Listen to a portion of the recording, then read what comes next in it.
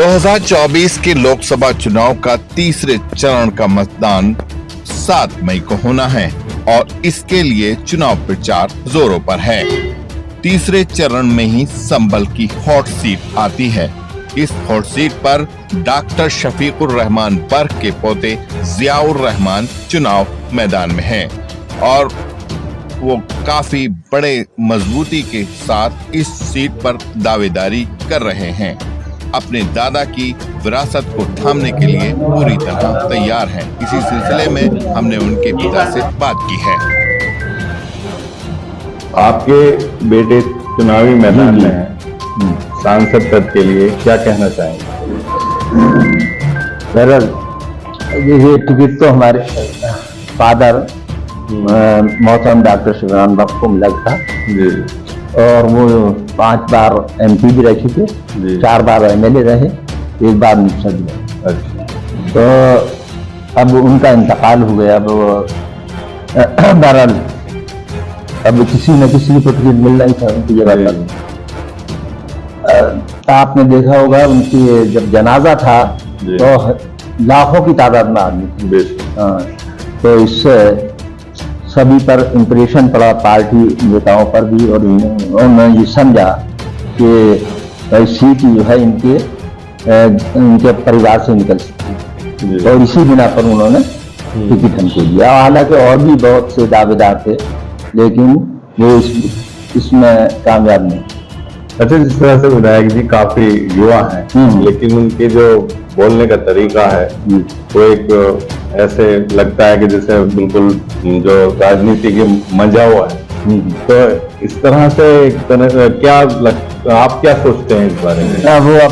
वो मोहतरम गालिब साहब के साथ रहे, काफी उनसे मैंने एक तरीके से ट्रेनिंग हासिल की और जगह जगह उनके साथ गए।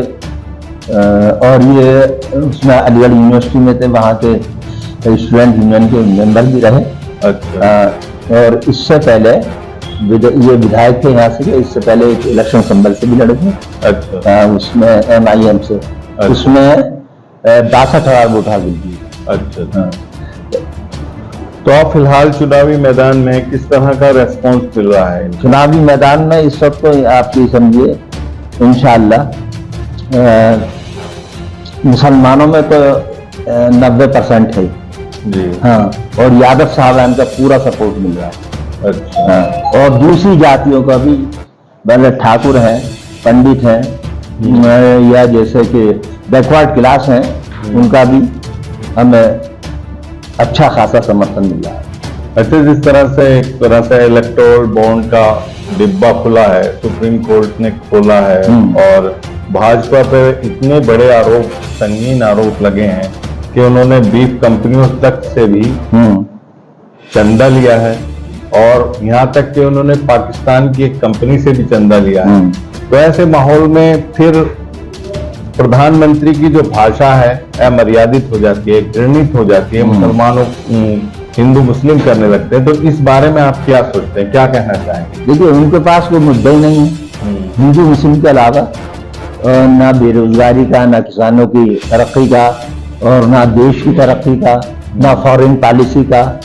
और ये अंबानी है और अडानी है, ये यही मालदार होते जा रहे हैं और इन्हें सपोर्ट कर रहे हैं। और खुद भी मतलब ये देखिए कितने करोड़ की जहाज में वो सफर कर रहे हैं और उन्होंने अपनी यानी कि देश को अपनी पूंजी समझ रखा है। और इनका जंग आज़ादी में इनका कोई रोल नहीं रहा, बल्कि ये जासूसी का काम किया ये BJP ने, RSS।